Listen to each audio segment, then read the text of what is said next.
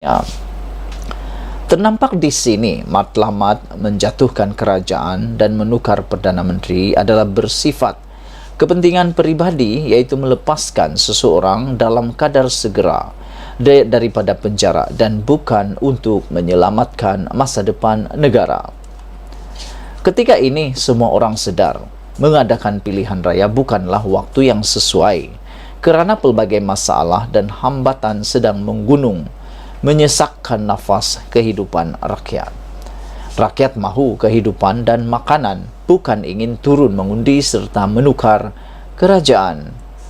Dengan sedemikian, jika penarikan sokongan atau pemecatan kepada Perdana Menteri dilakukan oleh kluster tertentu dalam UMNO, ada baiknya jika Agong kekal mengutamakan kestabilan dalam negara dan mengisytiharkan darurat sebagai jalan penyelesaian sementara sehingga tiba waktu yang sesuai untuk PRU 15 diadakan.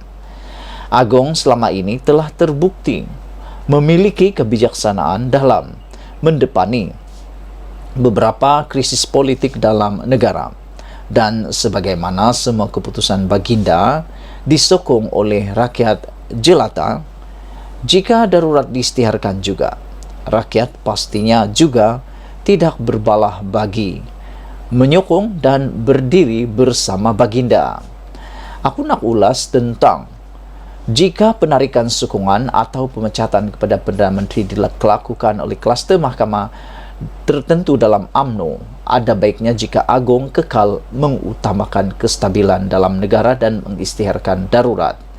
Saudara penonton yang aku hormati, aku fikir UMNO tidak akan berani menarik sokongan daripada Perdana Menteri, kerana sekiranya mereka menarik sokongan pada Perdana Menteri, ini seperti tindakan membunuh diri.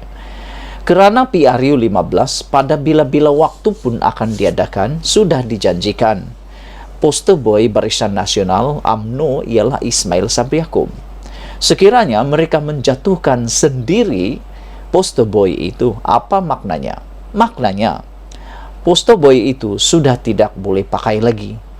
Makna katanya, sekiranya PRU diadakan pada bila-bila masa, poster boy iaitu Ismail Sabri Yaakob sudah kalah sebelum bertanding. Jadi aku fikir tidak mungkin kluster mahkamah maupun kluster-kluster lain berani menarik sokongan ataupun memecat Ismail Sabri Yaakob. Lagi pula, kelihatan sekarang ini ada seorang penyokong kuat Najib yang sibuk sangat mengkritik, mengecam Perdana Menteri. Mungkin dia lupa penyokong kuat Najib ini yaitu Lokman Adam. Mungkin dia lupa bahawa yang akan menasihati yang di Pertuan Agong untuk pengampunan Najib tidak lain tidak bukan ialah Ismail Sabri Yaakob. Mengikut Perlembagaan Malaysia, hanya Perdana Menteri yang boleh menasihati yang di Pertuan Agong untuk mengampuni Najib. Jadi tolong fikirkan para penyokong dan pengikut Lokman Adam yang mungkin masih mentaksub Lokman Adam, cuba fikirkan secara pikiran terbuka. Logika Lokman Adam mengecam dan mengkritik Ismail Sabri Yaakob yang menjadi satu-satunya harapan Najib untuk dibebaskan, kerana Ismail Sabri Yaakob lah yang akan menasihati yang di Pertuan Agong. Sekiranya tindakan melulu, tindakan berterusan Lokman Adam mengkritik, menghentam, bahkan memburuk-burukkan nama Perdana Menteri Ismail Sabri Yaakob ini berterusan, adakah kemungkinan Ismail Sabri Yaakob akan menjadi berlembut pula menasihati yang di Pertuan Agong? Aku fikir tindakan Lokman Adam ini perlulah dihentikan terlebih dahulu, supaya Ismail Sabri Yaakob mempunyai mungkin mendapat hidayah untuk menasihati yang di Pertuan Agong bagi mengampuni Najib. Tapi dengan tindakan Lokman Adam yang berterusan dan berterusan mengkritik, mengecam Perdana Menteri, aku fikir ini akan boleh menyinggung perasaan Ismail Sabri Yaakob, bahkan bukan Ismail Sabri Yaakob semata-mata, tetapi juga mungkin Istana Negara. Sebelum kita berpisah, sila tinggalkan komen Anda, sila tekan butang subscribe. Malaysia kita punya, kita juga sama-sama cintai Malaysiaku. Kita jumpa lagi. Bye-bye. Terdengar berbagai ancaman, antaranya untuk memecat Perdana Menteri Ismail Sabri Yaakob sebagai ahli UMNO dan gesaan ahli-ahli Parlimen UMNO segera menarik sokongan terhadap kerajaan. Tujuan semua itu tidak lain adalah untuk mencetuskan ketidakstabilan dan huru-hara. Seterusnya diharapkan agar PRU15 diadakan dengan segera sebagai jalan penyelesaian hari.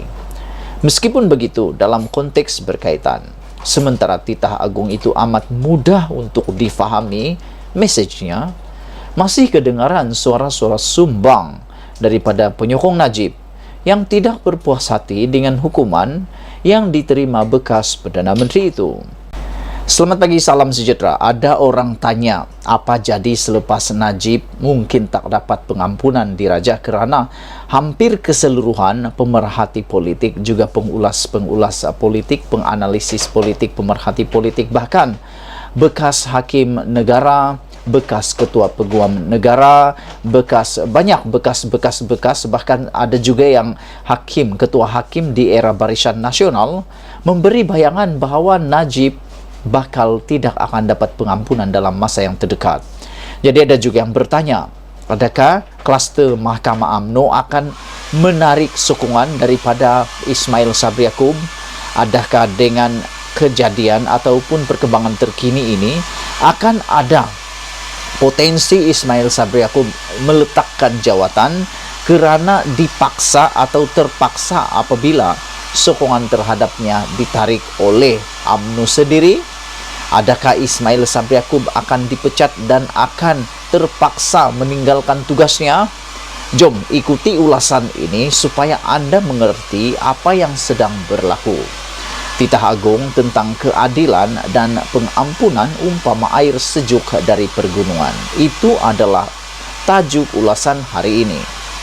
Di sebalik riuh rendah ramai orang gahira bercakap mengenai pengampunan Najib Razak, titah yang di Pertuan Agong Al-Sultan Abdullah Riyatuddin Al-Mustafa Billah Shah ketika meresmikan kompleks Mahkamah Syariah Negeri Pahang di Kuantan Isnin lalu, bolehlah diibaratkan seperti curahan air ketika musim panas yang dapat menyejukkan seluruh jiwa yang sedang keresahan.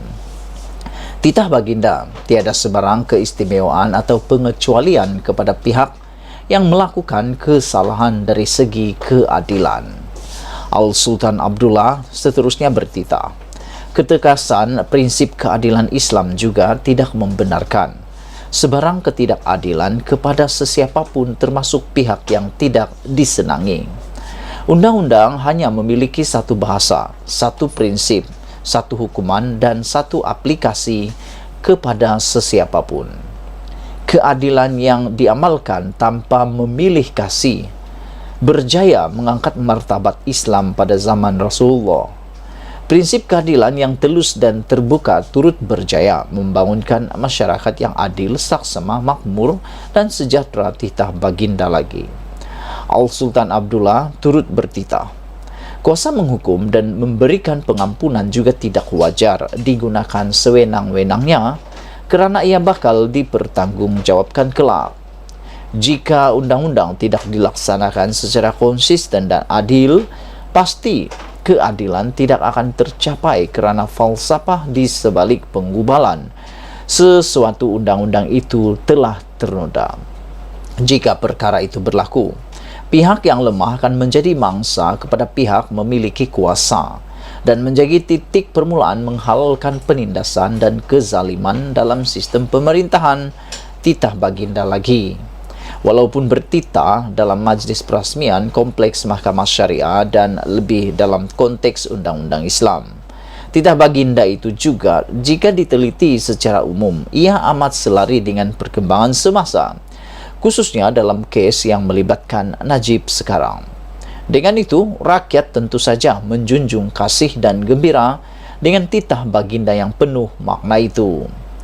Terlihat jelas bahawa baginda amat menekankan tentang prinsip keadilan dalam pelaksanaan undang-undang dan juga dalam memberi pengampunan, sambil mengingatkan sebarang ketidakstabilan dan ketidakadilan dan akan dipertanggungjawabkan di kemudian hari.